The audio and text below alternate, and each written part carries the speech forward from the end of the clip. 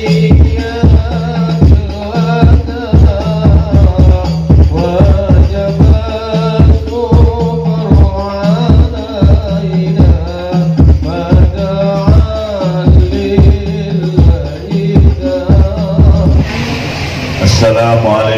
warahmatullahi wabarakatuh. Bapak dan Ibu ingkang sami-sami dirahmati Allah, ugi kita matur syukur saestu dateng Gusti Allah.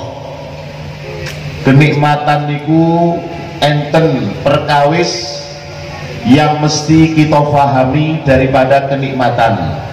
Perkawis memandang dengan pandangan basira niki menawi mripat kita boten saged memandang dengan cara ingkang kados ngoten niku, maka latihan untuk menggunakan sesuai dengan kewajibannya adalah kita lenggah teng majelis ilmu, kita lenggah teng majelis zikir, kita lenggah sesarengan kalian rencang-rencang ingkang soleh, rencang-rencang ingkang solihah. Maka walaupun mata kita tidak terasah memandang perkara-perkara sesuai dengan hakikatnya, tapi keranten kita niki wau mirengaken pengaosan tampil ghafilin, kita mirengaken sarang-sarang derek istighosah, kita sarang-sarang derek solawatan, kita sarang-sarang mirengaken waosan Al-Quran dan seterusnya.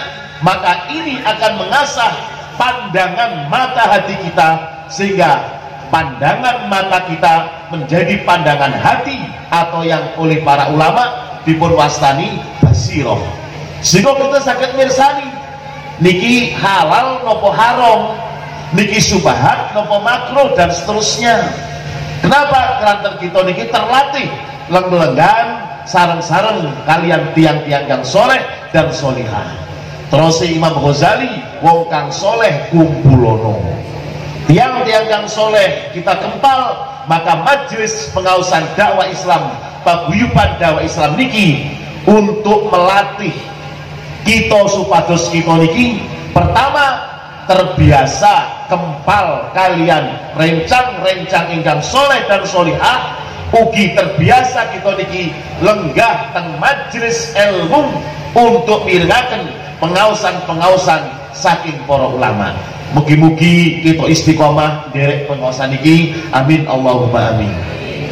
Bapak dan Ibu ingkang sami-sami dirahmati Allah, sering kula criosaken suatu ketika Sayyidina Umar bin Khattab radhiyallahu anhu piyambakipun niki dipun paringi toya susu kalian pembantunipun.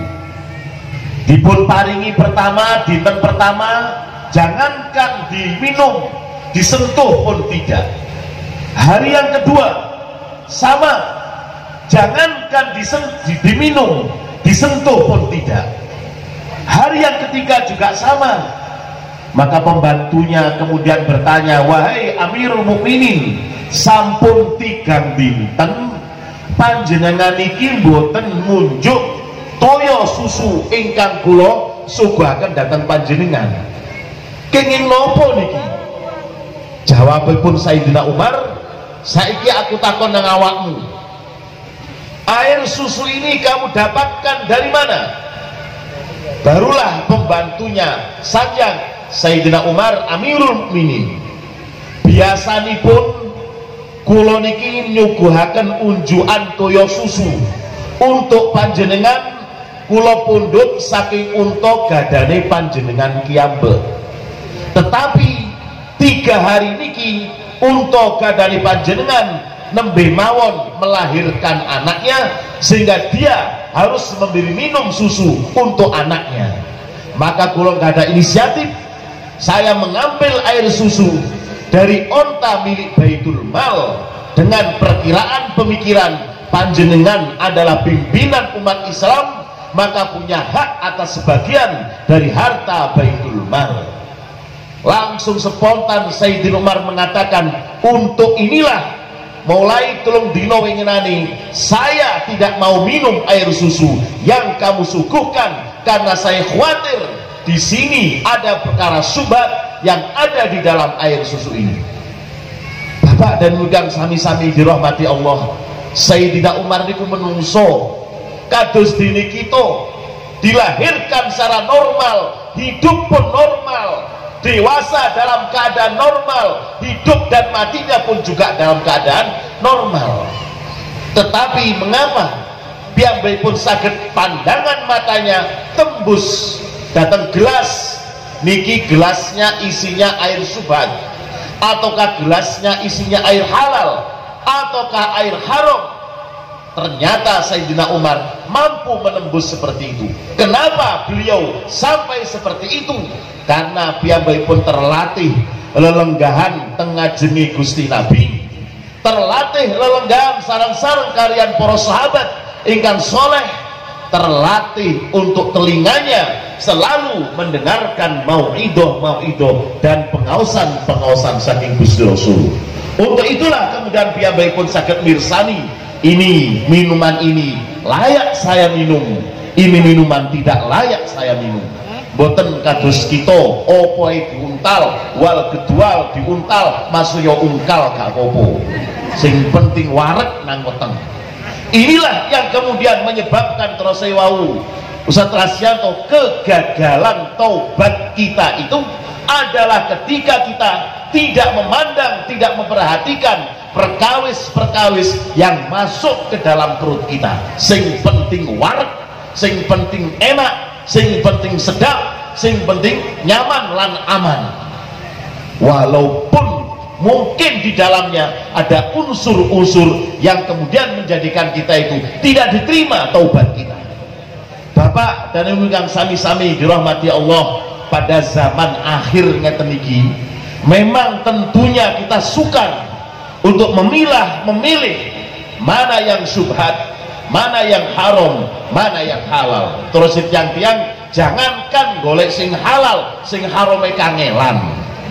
Tetapi menawi kita niki istiqomah dalam ketaatan, istiqomah dalam majelis-majelis pengaosan, istiqomah bergaul dengan orang-orang yang soleh, maka ada satu fadilah, yaitu kita niki ditebihaken saking perkawis ingkang haram ataupun syubhat, dipun celakaken kalian perkara perkawis ingkang halal dan mengandung barokah. Amin Allahumma amin. Bapak dan Ibu yang sami-sami dirahmati Allah, kula contohaken zaman rumiyin niku terjadi suatu kisah bahwa suatu ketika di satu kota zaman rumiyin, di satu kota zaman rumiyin niku teng negara Palestina, di negara Palestina Gusti Nabi Isa alaihi salatu wassalam, seorang Nabiullah yang agung. Dening punapa Gusti Nabi Isa niki mempunyai satu mukjizat. Gemenika piyambakipun pinaringan saged menghidupkan orang yang mati. Umpami kita panjenengan nggadahi karomah iso nguripno wong sing mati, mendah enaki. Mboten enten critane Covid malih pun disebul urip meneh. Tapi niku merupakan mukjizat Gusti Nabi Isa alaihi salatu wassalam. Maka suatu ketika orang Bani Israel menantang Gusti Nabi Isa, panjenengan ini memang bisa menghidupkan orang yang sudah mati. Tapi lek kula pirsani ingkang panjenengan saged uripaken malih niku adalah orang sing sampun sedone niku nembe seminggu kepengker, nembe saulan kepengker, nembe 1 tahun kepengker. Tapi sak mangkin kula badhe tangelet teng panjenengan, kinten-kinten lek menawi panjenengan nguripaken wong sing wis mati 2000 tahun ngoten saged apa mboten? Nah, jawaban Gusti Nabi Isa, sing nguripno Gusti Allah, sing mateni Gusti Allah. Aku mesak dermo jaluk nang Gusti Allah, saya terima tantangan kamu, saya minta kepada Allah, mana sekarang kuburan yang usianya 2000 tahun. Oke, monggo. Akhirnya dipun dudui kalian tiang Bani Israel satu makam yang mana makam tadi itu kalau diperkirakan umuripun meh 1500 tahun punjul.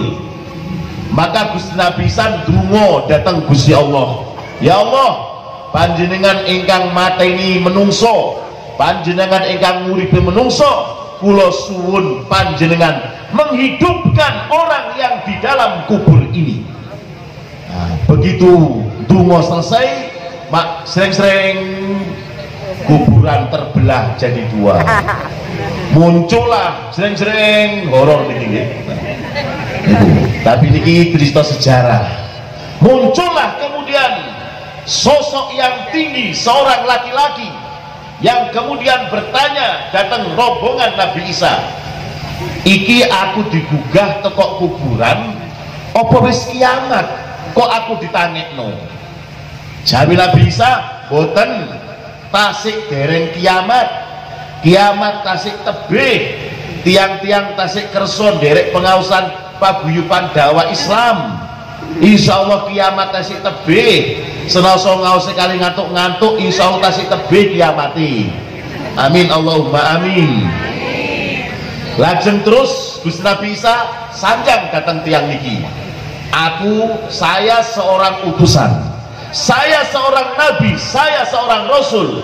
Allah memberikan saya mukjizat bisa menghidupkan orang yang sudah mati. Sekarang kamu saya tanya, siapa nama kamu?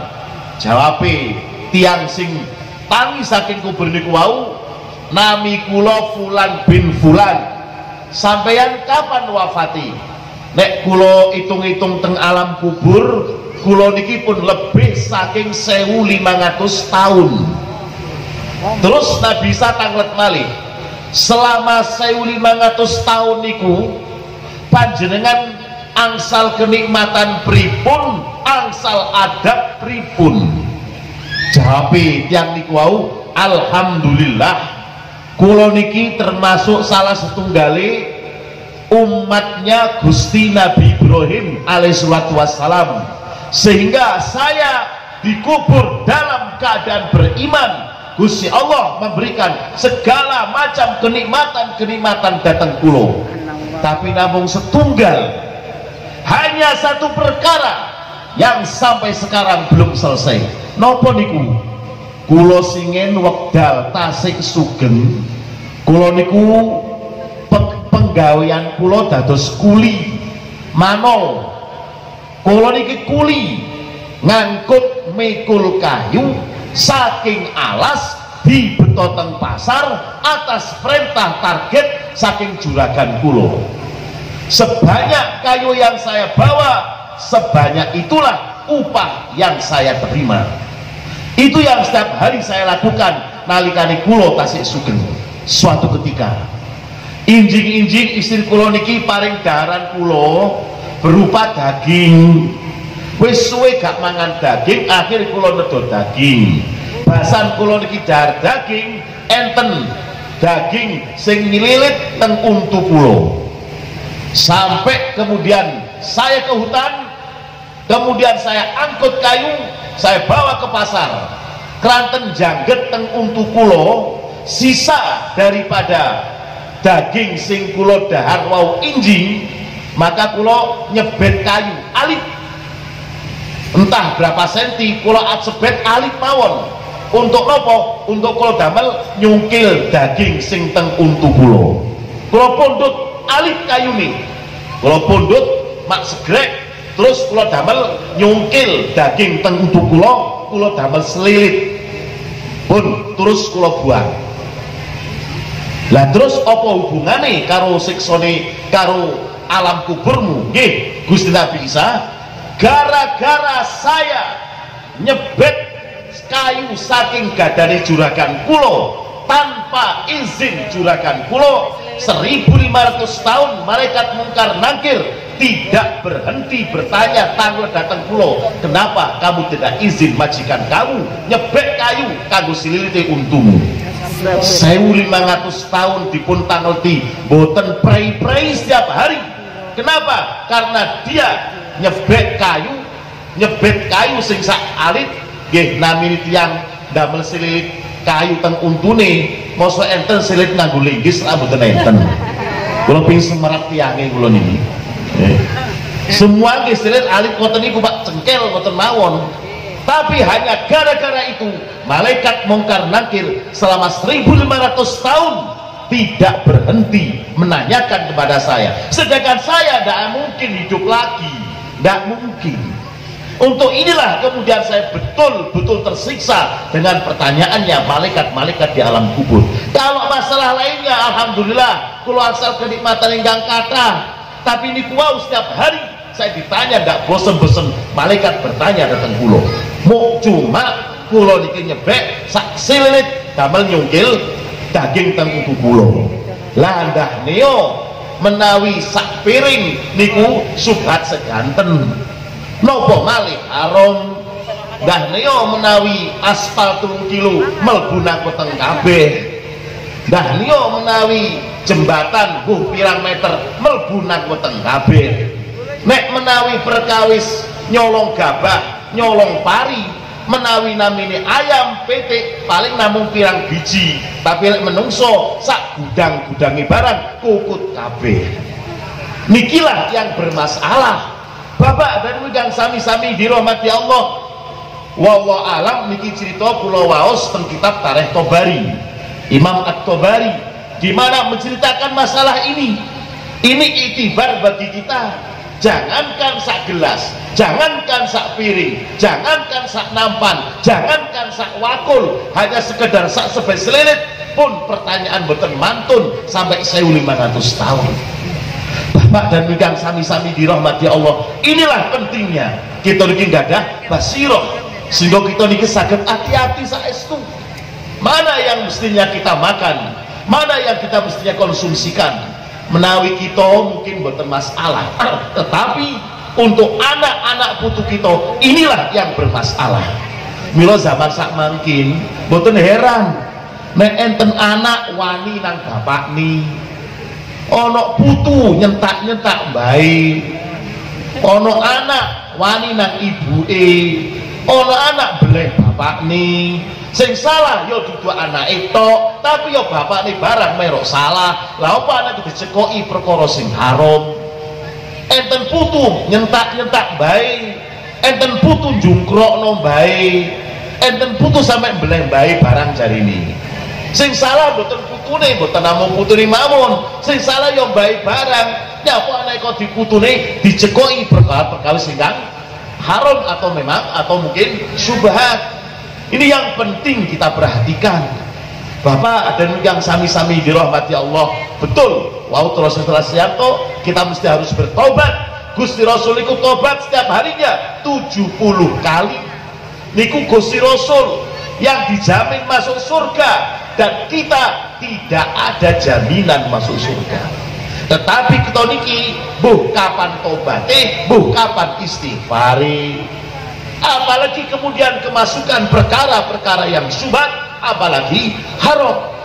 Maka mugi-mugi dengan kita niki istiqomah di majelis yang barokah, majelis paguyuban dakwah niki, kita senantiasa bisa introspeksi pada diri kita.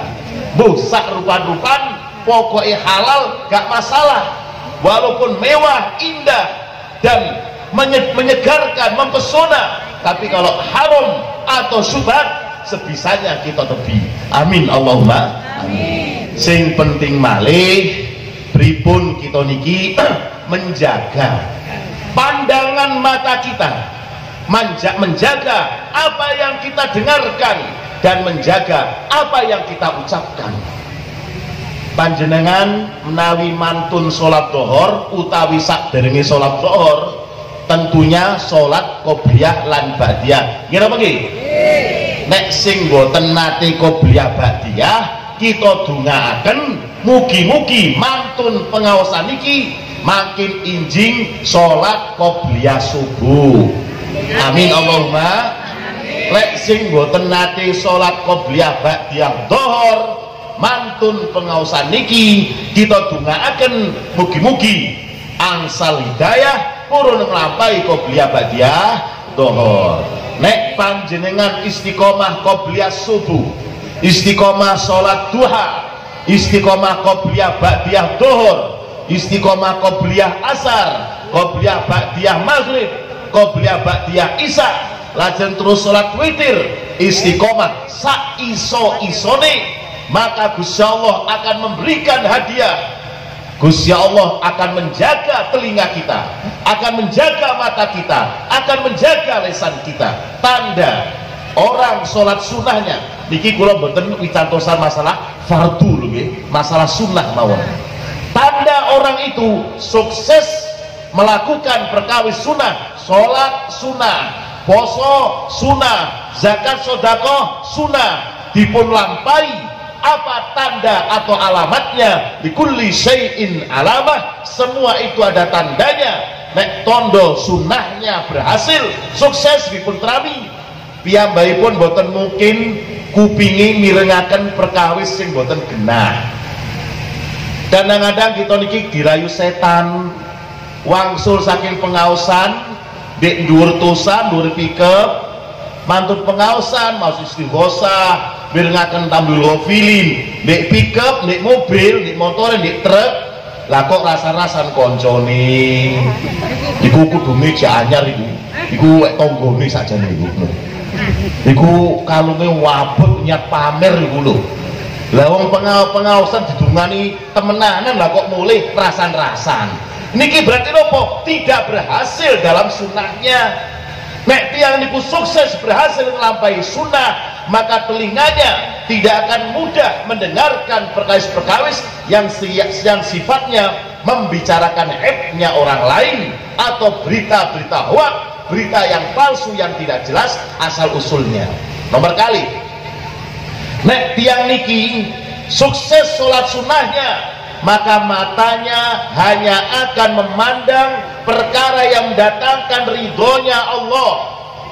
Tidak akan mungkin matanya digawe mentelengi HP sedina sewengi, di jeding HP, di kamar HP, di dur sepeda motor HP, dur tusa HP, sembarang kalir HP. Tidak akan mungkin menggunakan matanya untuk perkara yang sia-sia. Itu tanda sholat sunnahnya sukses, ngaosi berhasil. Mantu niki bibar pengaosan sampeyan teng griya dipun tingali awak dewi niki kita kiambak-kiambak. Aku mangkok berhasil sukses barokah ngrungokno pengajian. Apa antara lain aku moh saiki ngrungokno rasan-rasan tonggoku.